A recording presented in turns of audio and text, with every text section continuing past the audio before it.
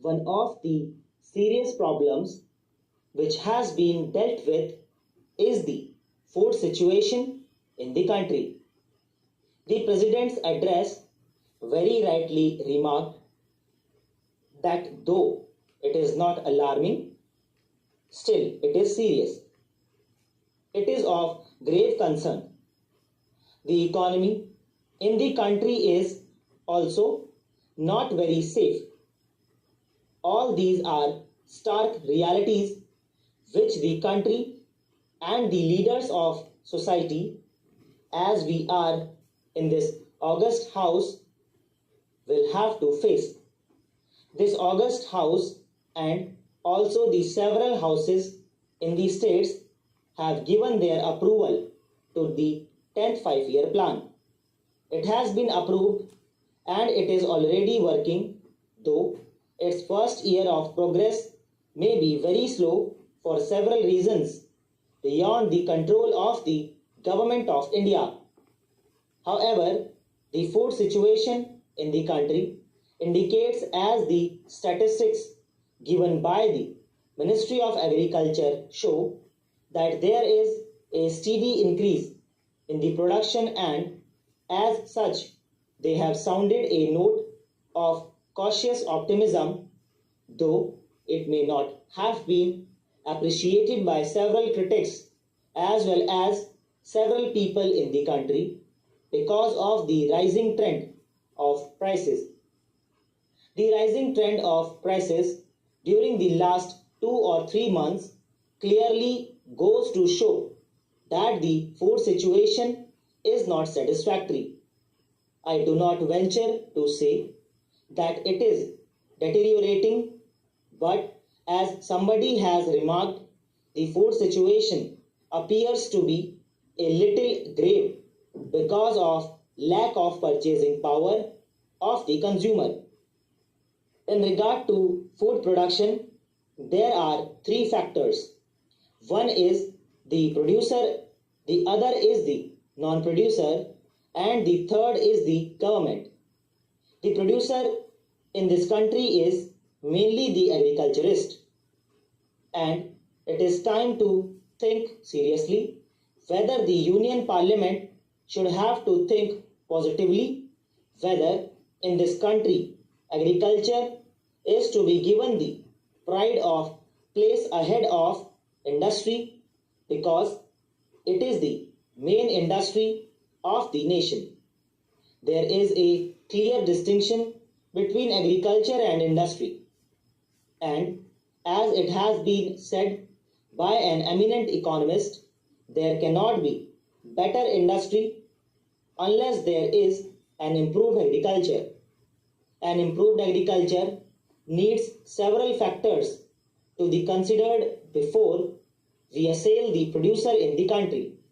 Fortunately, very many speakers who preceded me have sponsored the cause of the producer, though the producer was not so much in the picture.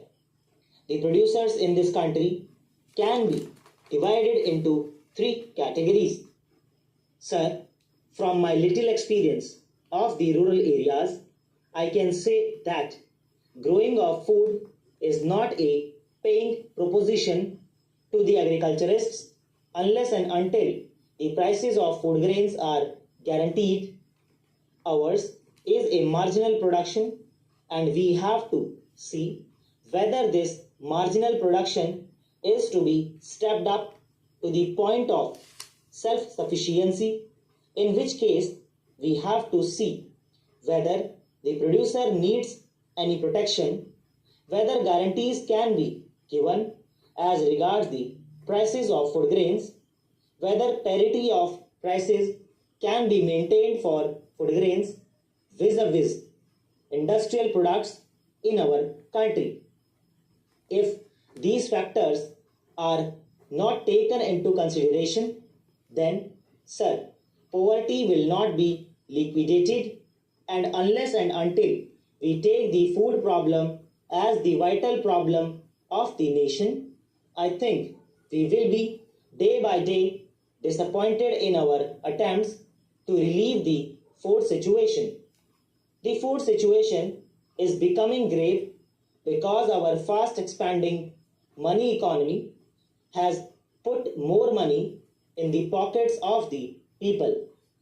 I have no quarrel with it because the country needs to give relief to the persons who are not well placed in life.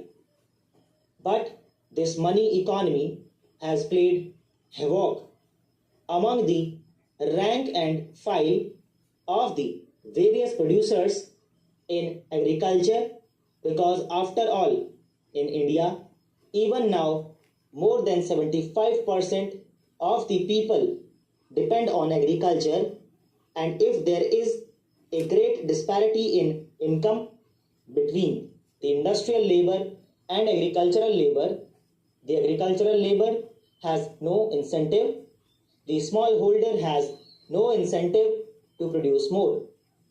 Besides, growing food grains, as I said, is not a paying proposition, and so the balance is tilted in favor of cash crops. Various state governments have also abolished the Grow More Food Acts. Especially in Maharashtra, there is an act called the Grow More Food Act of 1995. It lays down certain restrictions on the grower to assign more land for food production. That restriction has been removed now. The farmer is an individualist in his crop planning, and he does not care what crop the country needs, but he cares more for whether the crop is a paying proposition. It is a natural human tendency that unless and until the business is remunerative, nobody follows it seriously. Though this tendency is found not only in India but everywhere, yet the agriculturist faces this question all the more. Sir, our revered Prime Minister made a nationwide appeal that India should follow cooperative farming. Sir, cooperative farming still remains a dead letter, though there have been several eminent persons who have advocated the importance of cooperative farming. दोस्तों, इसी के साथ आज की तीनों dictations finish हो